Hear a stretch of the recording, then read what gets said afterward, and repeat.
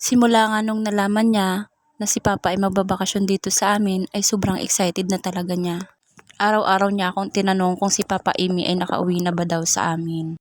At dahil nga nalaman niya na si Papa ay nakarating na sa bahay, nagte-teleport na naman kami para makauwi laang sa kasa. Nung first meet pala nila ni Papa ay nung 2 years old lamang siya.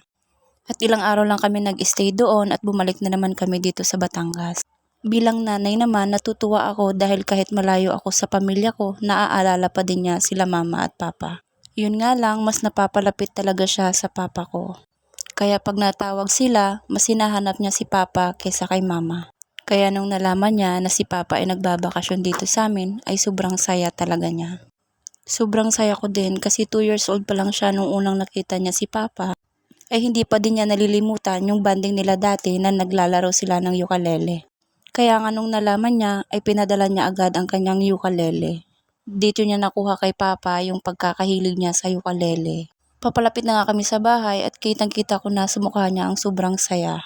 Sobrang excited talaga siya na makita si Papa. Pagbaba nga namin ng tricycle at tumakbo na agad siya papunta sa bahay. Malayo pa lang ay kumakaway na siya kay Papa. Nai-excited siya dyan pero nahihiya siyang lumapit kay Papa.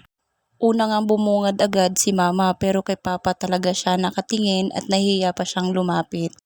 Hindi na nga siya makatiis dito kaya nilapitan na niya si Papa at bumalik pa para yumakap.